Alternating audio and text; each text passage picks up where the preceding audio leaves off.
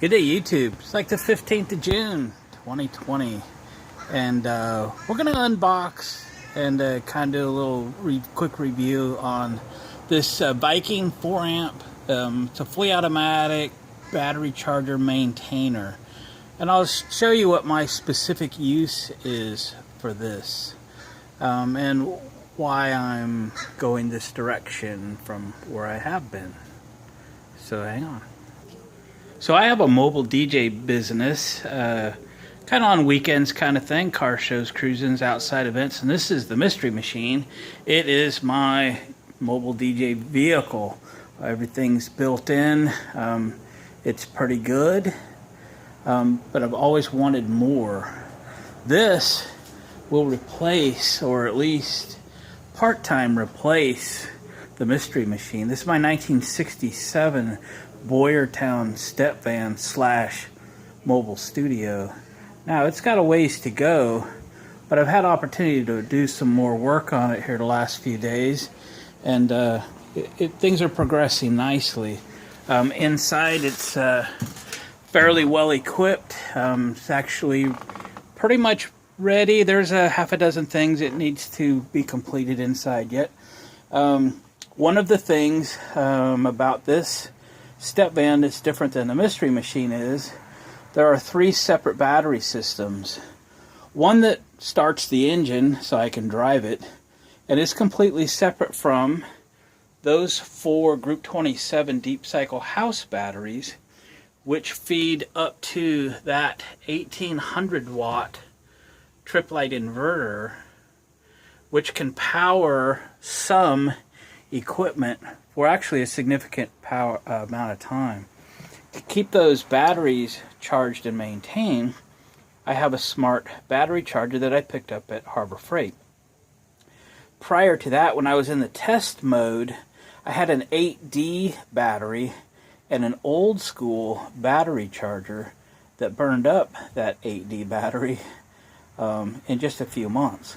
I've had this smart charger, battery maintainer if you will, on these batteries now for probably a year, and I have a couple of digital meters here and there that are tied to those batteries. As you can see, 13.6 volts, and I am running these lights that are operating now are 12 volt. So this is an old school battery charger. I probably have 8 or 10 of these things kicking around. I pick them up at yard sales fairly inexpensively, and I use the heck out of them around here, but even the automatic ones, really not designed, I think, for connecting to a battery or batteries for a significant length of time.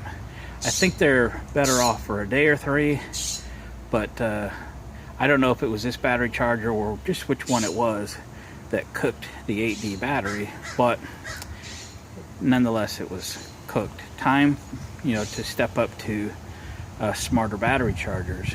Now, the third battery system is here at the back of my step van, and inside of this cubby the insulated compartment is a 4,000 watt Honda RV generator, again from the 80s. It's not the quietest thing in the world, but it has its purpose in this step van, and for that it works well. The other thing it powers is up there, and that is a 2,000 pound winch, which is connected to this rear ramp. If I can get far enough away, you can see it, and opens and closes that ramp door for me. The issue that I had was the battery went dead over the winter, and I have this access panel here at the rear, and the door was shut. I got to get the door open so I can get access so I could charge the battery. Well, without the winch working, that became very difficult, but I did manage to get in there and hook up an old school battery charger. But I was getting ready to do some wiring, and I was going to put an outlet inside of this box, so I've got that done. I put a bunch of outlets in. I had to get underneath this thing. That's hard for me, but we put an outlet inside this box. It's time to put a battery charger on there that I can then put the insulation and the cover back on and forget about it. And this is what I've selected. At Harbor Freight, they've come out with this Viking series, and this is again, fully automatic. Microprocessor controlled means it's going to watch that battery and not overcharge it. It's a charger slash maintainer, and that's what I need. I need something to recharge the battery when I have used it as a starting battery, gone up and down with the winch a bunch of times. It needs to be able to charge that battery. It doesn't need to do it in 5 minutes, but it needs to charge it over time, and then it needs to maintain that battery so every time I need it, it works. Let's get it out of the box. So if you're a couponer like I am, I have an app on my smartphone for Harbor Freight coupons. This I think is normally about $35. Sometimes you can catch them on sale. Today they had a coupon for this machine for, I think it was about 23. It's 22 and change. 23 bucks, we'll call it. So watch for your coupons for stuff like this. So, figure out how to get it out of the box. It'll never go back in. A couple things I was interested in when picking out a charger today was one that I could put in and forget about. But like I said, I DJ car shows and cruise-ins and that kind of stuff. And there has been occasion where someone left something on in their vehicle and they need a battery charger. Well, it is just 4 screws. I can access the back of my compartment here. So I could access this and let them borrow this one. So what would be nice is if it came with a set of leads that you connect to the battery, like these.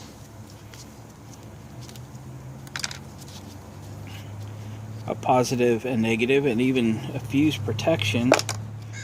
Pull off the safety cap and plug it in. Ta-da! Well, say somebody comes up and, because I'm the announcer at the events, they go, "Glenn, I need to borrow a battery charger." I go, "Well, come on, I got you covered." Pull 4 screws out of this thing. This is connected to the battery. Unplug it. I'm going to leave these inside. Plug these in after we take the bread tie off of it. Take off the safety cap.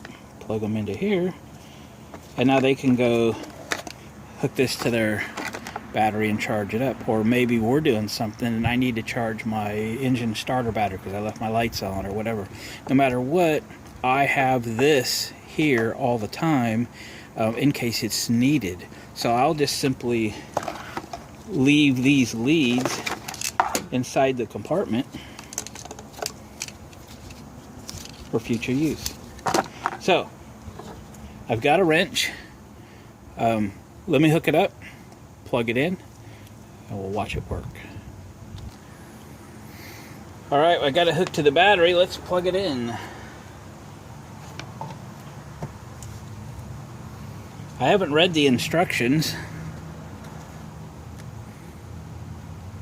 It says the battery's 12.1 volts and it's low. Well, that's probably about right.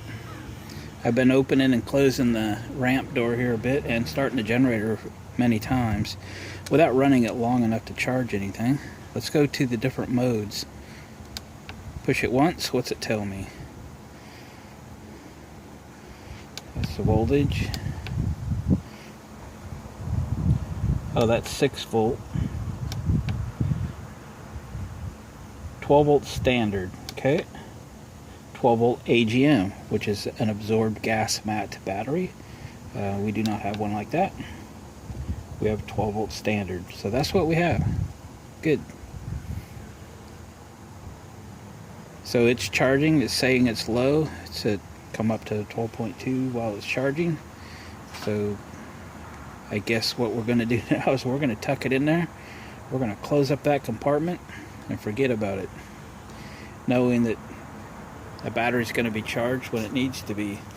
and that's a good feeling. And how I have my step band set up, the outlet inside that compartment will be hot anytime it's plugged into shore power, anytime it's plugged into a portable generator on the outside, you know, sitting on the ground running, and anytime that 4,000 watt Honda is running, that plug will be hot. So if I started the generator, as soon as it takes over producing power, this battery charger will be energized, will be charging the battery. So that's excellent.